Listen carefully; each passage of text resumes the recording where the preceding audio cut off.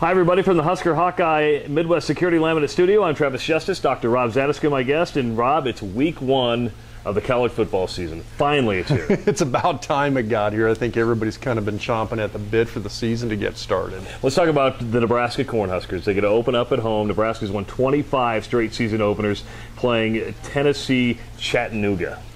You know, on the surface, it's not the most exciting game, but when you think about some of the games Nebraska's had in the past few years, you look at South Dakota State last year, Nebraska was almost lucky to get out of that one with a win. And so these guys come in, they're kind of a bit of an unknown quantity, but at the same time, Nebraska is as well. And when you think about it, you've got a new offensive coordinator, and a lot of questions across the board on the offensive side of the ball coming out of last season. So I think people have a lot of questions here that they're really looking for just to see what kind of product Nebraska even puts out there this first week. But really, realistically, will those questions be answered? Because you're playing Tennessee Chattanooga. It's not like Tim Beck's going to show a lot in game number one. No, and I think they're going to really hold their cards close in this one. But at the same time, you want to see a little bit of just sort of what is the general product going to be? What is the general offense going to be?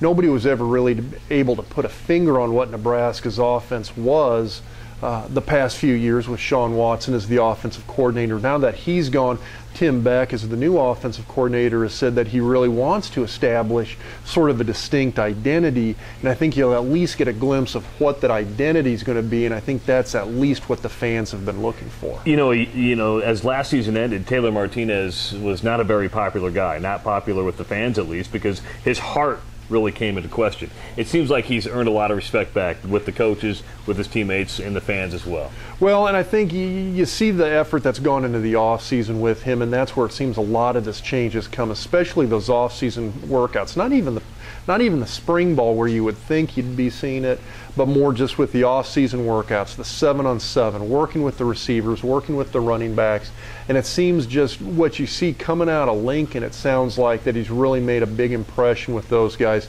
and really meshed a lot more after last season. I mean, when you think about the change of where you hear a lot of these teammates talking about him truly moving into that leadership role, when back in January and February, people were legitimately wondering, is this guy going to transfer?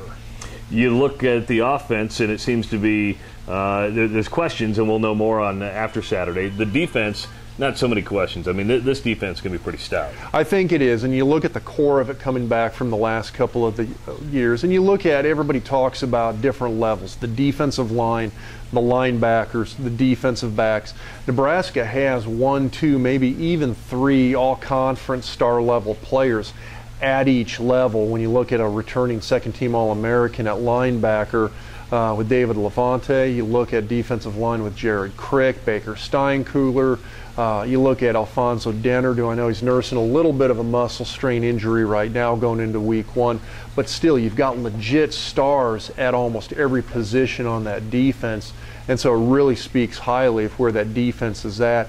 Definitely not a question mark, especially when you look at the fact that these guys have won 20 games over the last 2 years with almost zero offense, just really riding the backs of those defensive players. You know, one thing that strikes me about this offseason that we've read about, that we've heard about, and I go back to when you played, and also those really good years between 93 and up to 1999 and 2001 maybe a little bit, but was the motivation of the players during the offseason. You know, during the lean years, as I'll call them, you didn't hear much about the offseason, how you were motivated from the previous year. You hear a guy like Rex Burkhead, you hear that there was motivation during the offseason workouts, summer workouts. How much work gets done in the summer? A huge amount, and I think it's the entire offseason. You look at that block of time from the end of the bowl game to when spring ball starts. You look at it from when school gets out to when these guys hit the door for 2 days. There's two to 3 month blocks of time there that are just absolutely huge in terms of player development, and very little emphasis, I think, gets put on that. And I think under the Callahan regime at Nebraska up through 04 through 07, you really didn't have as much of that off-season emphasis. I think that's back. I think that's been back under Pelini, but especially over the last couple of seasons where you've had really almost sort of a just unfinished business feel about things, the way the last couple of seasons have ended down in Lincoln. Of course, the Huskers and Tennessee Chattanooga square off on Saturday. Rob and I are going to be back on Sunday evening with a breakdown and analysis of the entire game.